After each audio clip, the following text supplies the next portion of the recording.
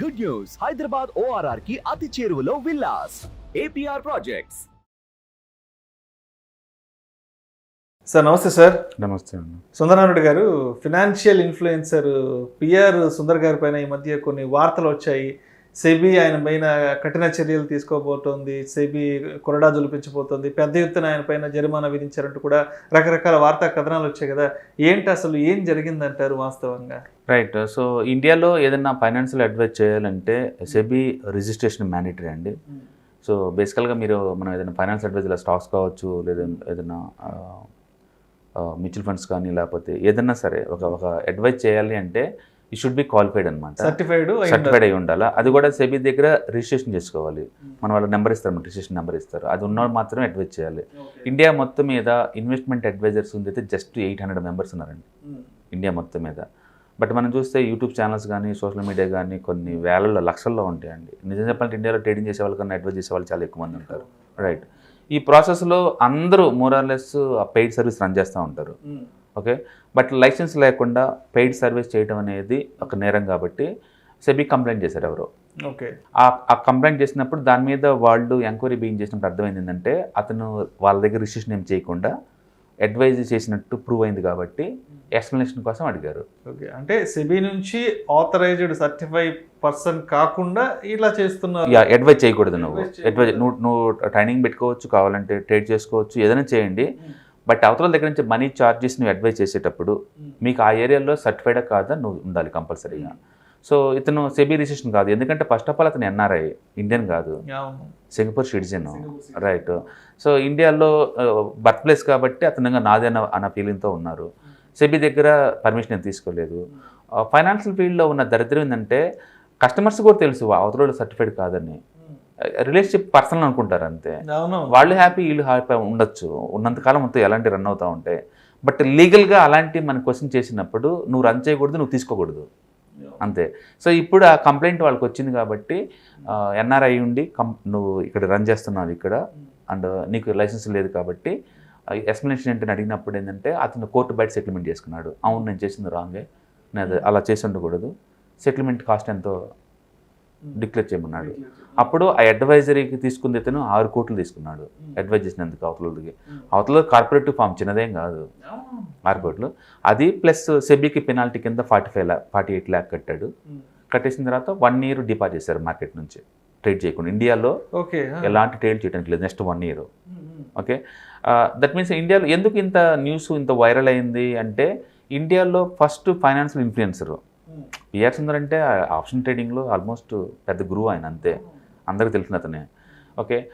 First time SEBI వాళ్ళంతటా వాళ్ళు enquiry చేయటం, ప్లస్ పెనాల్టీ హెవీగా వేయటం, ప్లస్ 1 year నుంచి మార్కెట్కి సస్పెండ్ చేయటం, దాంతో ఆ న్యూస్ కథ వైరల్ అయింది. మామూలుగా అయితే ఇన్సైడర్ ట్రేడింగ్ చేసినా, ఏదన్నా మ్యూచువల్ ఫండ్ వాళ్ళు ఫ్రంట్ రన్నింగ్ చేస్తున్నా సెబీ వాళ్ళు బ్యాన్ చేయడం అనేది మనం చూస్తూనే ఉన్నాం హిస్టారికల్ డేటాలో. బట్ ఇట్లా పైన ఒక ఇండివిజువల్ పర్సన్ని, ఒక కంపెనీకి సంబంధం లేకుండా ఉన్న పర్సన్ని ఇలా మార్కెట్ నుంచి 1 year వెళ్ళేయడం అనేది ఫస్ట్ టైం అనమాట. అందుకని సోషల్ మీడియా బాగా డిస్కస్ చేసింది. సో బేసికల్ ఏంటంటే ఫైనాన్షియల్ ఏరియాలో ఈ అడ్వైజరీ ఈమని చెప్పేసి పబ్లిక్ వాళ్ళు ఆడటం, అనాథరైజ్గా ఆడటం ఎంత తప్పు, పర్మిషన్ లేకుండా, పర్మిషన్ తెచ్చుకోకుండా అడ్వైజ్ చేయటం వీళ్ళది అంతే తప్పు. ఏదో ఒక టైంలో ఇలాంటి లీగల్ ఎంటిటీస్ ఇన్వాల్వ్ అయినప్పుడు అప్పుడు ఇంక రెస్పాన్సిబిలిటీ ఉండాలి తప్పదు ఇంకా అట్లా. బట్ గుర్తుపెట్టుకోండి, ఎఫిషియన్సీ ఉన్నాడు ఈ మార్కెట్ కాకపోతే ఇంకో మార్కెట్. అతను ఆల్రెడీ దుబాయ్ ఎక్స్చేంజ్లో ట్రేడ్ చేస్తున్నాడు, NRIగా అమెరికాలో చేస్తున్నాడు, సింగపూర్లో చేస్తున్నాడు, ఖాళీగా ఉండలేదు, అండ్ ట్రైనింగ్స్ కండక్ట్ చేసుకుంటున్నాడు. సో ట్రేడింగ్ నుంచి మాత్రమే డీపారయ్యాడు అంతే, ట్రైనింగ్ నుంచి అది వేరే సర్ట్ ఇన్కమ్ లంచ్ కాదు. అందుకని ఎఫిషియన్సీ పర్సన్స్ ఇలాంటి ఎన్ని డీపారేం చేసుకోవచ్చు. లక్ ఏంటంటే పెనాల్టీ కట్టి వదిలేశారు అంతే, జైల్లో అలాంటి ఏం లేవు ఇక్కడ. జస్ట్ తీసుకునే అమౌంట్ బ్యాక్ ఇంట్రెస్ట్ తోటి కట్టడం ప్లస్ 48 lakh సెబీకి పెనాల్టీ లాగా చేశారనమాట. సో ఇండియాలో ఎవరైనా సరే ఇల్లీగల్ అంటే సెబీ రిజిస్ట్రేషన్ లేకుండా ఇవ్వటం అనేది ఇల్లీగల్ మనీ తీసుకొని ఇవ్వకూడదు పరిస్థితులు. సార్ సుందర రెడ్డి గారు, ఇప్పుడు మీరు కూడా ఒక ట్రైనర్గా ఉన్నారు ఈ స్టాక్ మార్కెట్స్కి సంబంధించిన సబ్జెక్ట్ మీద. సో అంటే మీరు కూడా ఏదైనా అడ్వైజరీ చేస్తుంటారా దీనికి సంబంధించి? రైట్. ఇంతవరకు నేను ₹1 దగ్గర తీసుకొని ఎవరి దగ్గర నేను అడ్వైజ్ చేయలేదండి. ఏదైనా ఇస్తే పర్సనల్గా వాళ్ళ ఇంట్రెస్ట్ మీద, నా ఇంట్రెస్ట్ మీద ఇవ్వటం తప్ప పెయిడ్ అంటూ నేను సర్వీస్ రన్ చేయట్లేదు. ఆల్మోస్ట్ నేను 18 years నుంచి ఉన్న ఇండస్ట్రీలో ఎవరి దగ్గర నుంచి స్టాక్ రికమెండ్ చేసినందుకు, లేదా మ్యూచువల్ ఫండ్స్ రికమెండ్ చేసినందుకు, లేదా ఈటీఎఫ్ రికమెండ్ చేసినందుకు నేను ₹1 కూడా తీసుకోలేదు. నేను ఫ్యూచర్లో కూడా అలాంటి సర్వీస్ రన్ చేయను. I'm the trainer, I'm happy about subject train చేస్తాను అంతే. దాన్ని నేను చార్జ్ చేస్తాను. ఇన్ఫర్మేషన్ కొరకు, ఒక అవగాహన కొరకు, స్టూడెంట్స్ కి దాని మీద ఎడ్యుకేషన్ ప్రొవైడ్ చేయడం వరకు అంతే. అంతేగాని ఈ పోర్ట్ఫోలియో మేనేజ్మెంట్, అడ్వైజరీ అలాంటి చేయనండి. ఈ కాల్స్ ఇవ్వడం అస్సలు లేదు. ఎవరైనా కాల్ చేసినా సరే స్ట్రిక్ట్లీ మేము అది రన్ చేయమని చెప్తాం. ఈ టెలిగ్రామ్ ఛానల్స్ ఏది మా దగ్గర paid service, stock advisory service లేదు. Only training. ఎవరికైనా ఇంట్రెస్ట్ ఉంటే ట్రైనింగ్ మీద జాయిన్ అవటం తప్ప, నేర్చుకుని ముందు పోవటం తప్ప. ఇది actual long term point of లో ఏ అడ్వైజర్లు వర్క్ చేయదండి. ఎందుకంటే ఒకటి ఇక్కడ అవతల behaviour important, attitude important, financial goals important, exactly అసెట్లో ఉన్న వాలటిలిటీ ఇంపార్టెంట్. ఇవేమీ తెలియకుండా వాళ్ళు అడ్వైస్ తీసుకున్నా సరే 1 year పే చేసి తీసుకుంటారు. తర్వాత వర్కౌట్ కాకపోతే మళ్ళీ ఇంకొక ఫైనాన్స్ అడ్వైజర్కి వెళ్తుంటారు. అవి ఎక్కడ పోయినా వర్కౌట్ అవ్వవు. ఎందుకంటే మీకు అసెట్ క్లాస్ తెలియకుండా దాన్ని జోలు బాటం వేస్ట్. ఎందుకంటే ప్రపంచవ్యాప్తంగా స్టాక్ మార్కెట్ నుంచి మనం చూస్తే యావరేజ్ ఇన్కమ్ నీకు 15-20% కన్నా ఎక్కువ రాదండి. ఎవరన్నా ఎక్కువ వస్తుందని చెప్తే వాళ్ళు టూ మచ్ స్పెక్యులేటివ్ థింగ్స్ చేసి ఉండొచ్చు. బట్ అలాంటి ఓవర్పీరియడ్ డూప్లికేట్ చేయలేవు నువ్వు. అది ఇండివిజువల్ స్కిల్. అవి నేర్చుకొని మీ అంతటి మీరు చేయాలి తప్ప వేరే వాళ్ళు అడ్వైజ్ చేస్తే కపుల్ ఆఫ్ మినిట్స్లో మారే మార్కెట్ స్ట్రక్చర్ నుంచి బెనిఫిట్ పొందలేరు. అందుకని ఇన్వెస్ట్మెంట్కి ఆల్రెడీ రిజిస్టర్డ్ అడ్వైజర్స్ ఉంటారు, మీరు తీసుకోవచ్చు. మీకు ఆల్రెడీ ఇవాళ రేపట్లో మొత్తం దొరుకుతుంది డేటా. జస్ట్ ఒక 1 monthలో ఏదైనా నేర్చుకోవచ్చు. అంటే బిలో మీ హైలీ స్పెషలైజ్డ్ లైక్ ఒక సర్జరీ ఇలాంటివి నేర్చుకోలేకపోవచ్చేమో కానీ హైలీ స్పెషలైజ్డ్. బట్ మామూలుగా అయితే ఫినాన్స్ అయినా, కోడింగ్ అయినా, లాంగ్వేజెస్ అయినా, మ్యూజిక్ అయినా, అథ్లెటిక్స్ అయినా ఏదైనా నేర్చుకోవచ్చు. అంటే వితిన్ 1 monthలో నేర్చుకుని ఈ స్కిల్స్కి why you pay continues life time, జీవితకాలం ఎందుకు పే చేద్దాం అనుకుంటున్నారు? ఎక్కువ మంది చెప్పేది ఏంటంటే మాకు అంత టైం లేదు అని. అంటే బిలో మీ wealth management, wealth maintenance, wealth ఒక జనరేషన్ నుంచి ఇంకొక జనరేషన్ మార్చడం, దాన్ని ఎస్టేట్ మేనేజ్మెంట్ అంటారు. ఇవన్నీ బేసిక్ నీడ్స్ అండి. మన తిండి ఎంతో, నిద్ర ఎంతో, ఇవి కూడా అంతే. నేర్చుకోవాలి, ప్రతి ఒక్కళ్ళు నేర్చుకోవాలి. అవతలకి పెయిడ్ చేసుకుంటూ జీవితకాలం మీరు చేయలేరు. అలా అవి వర్కౌట్ అవ్వండి లాంగ్ టర్మ్ పాయింట్ ఆఫ్లో. షార్ట్ టర్మ్ మెథడ్స్ చూసుకుంటున్నారేమో కానీ లాంగ్ టర్మ్లో సస్టైన్ కావు అవన్నీ. మనంతటా మనం సెల్ఫ్ సస్టైన్ అవ్వాలి. అంటే బిలో మీ 1 month కల్లా ఎవరైనా ఎక్స్పర్ట్ అవ్వచ్చు ఇన్వెస్ట్మెంట్లో. అది టూ మచ్ కాంప్లికేట్ థింగ్ కాదు. నాకు ఇయర్లీ 20% కావాలంటే I do buy 1 mutual fund historical data బేస్గా తీసుకొని ఒక ప్రోగ్రామ్ అటెండ్ అవుతాను. 2000-3000 ఇచ్చేసి రిసోర్సెస్ వాళ్ళు ఇస్తారు, నేను నేర్చుకుంటాను, కంఫర్ట్ ఉందో చూసుకుంటాను, పెట్టుకుంటూ వెళ్తాను. హిస్టారికల్ డేటా చెక్ చేసుకొని మీకు అది ఉంటే చాలు. అలా కాకుండా 5 నిమిషాలు డబ్బులు సంపాదించడం, పావుగంట డబ్బులు సంపాదించడం అయితే ఇలాంటి ఎన్ని పే చేసి నీకు ఎట్టక డబ్బు రాదు. అవి సస్టైన్ అవ్వవు లాంగ్ టర్మ్ పాయింట్ ఆఫ్లో. వెల్త్ క్రియేషన్ అనేది కొంచెం అమౌంట్ అంతా పోగు చేసుకుంటే పెద్ద మొత్తంలో మనం రిటైర్మెంట్కి రెడీ చేసుకోవటం అండి. సడన్గా రాదు అది. చాలామంది అది ఒక జాక్పాట్ లాగా అనుకుంటారు. ఒక జాక్పాట్ తగిలితే ఒకసారి తగిలితే 2 సార్లు, రోజున తగిలిద్దండి.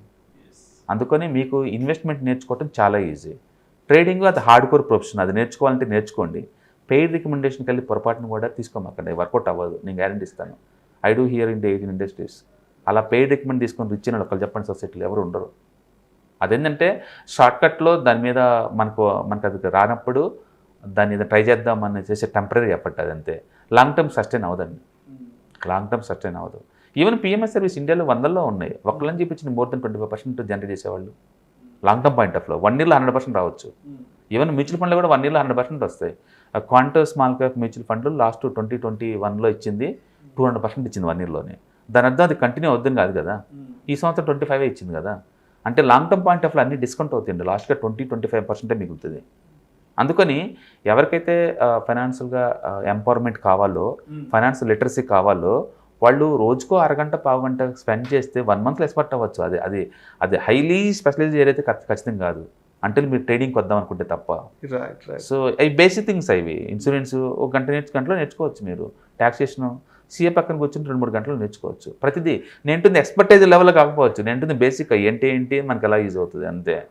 అందుకని పెయిడ్ ఇవి సోషల్ మీడియాలో ఉన్న అడ్వైజరీ అవి తీసుకుని అవన్నీ ఏంటంటే ఎడ్యుకేషనల్ పర్పస్ కోసం వాడుకోవచ్చు. కానీ నేను ఎగ్జాక్ట్ పిన్ పాయింట్లో ఇక్కడ ఎంటర్ అవుతాను, ఇక్కడ స్టాప్ లాస్, ఇక్కడ టార్గెట్ లాస్ మీకు తెలియాలంటే ఎంతకంత మార్కెట్ స్ట్రక్చర్స్ మీకు తెలుసుంటే తప్ప మీకు రాదు. రెండోది ప్రతి అసెట్ క్లాస్కి ఒక రకమైన దాని ఓన్ క్యారెక్టరిస్టిక్స్ ఉంటాయి. గోల్డ్ చాలా స్టేబుల్గా ఉంటుంది. అది పడ్డ ఇయర్ మొత్తం మీద 80%, పెరిగినా కూడా 10%, అంతకంటే ఎక్కువ ఉండదు. గోల్డ్ డీల్ చేసినంత ఈజీగా స్టాక్స్ డీల్ చేయలేరు. ఇది వాలటిలిటీ అసెట్ క్లాస్. సింగిల్ డేకి +or -10% ఈజీగా మూవ్ అవుద్ది. అందుకని ప్రతి అసెట్ క్లాస్ మీరు నేర్చుకుంటూ పోవాలి అనుకుని చేయలేరు అట్లా. మీరు ఓవరాల్ బ్రాడ్గా నేర్చుకొని ఫైనాన్షియల్ గోల్స్ ఎంత ఉందో క్లారిటీగా అనుకుంటే ఆ పర్టికులర్ ఏరియాస్ నేర్చుకోవచ్చు. అంటే mutual funds, ETFs, index funds, gold investment ఇలాంటిన్నిటికీ బేసిక్స్ దొరుకుతాయి నీకు. దాని గురించి సపరేట్గా ఏం అవసరం లేదు.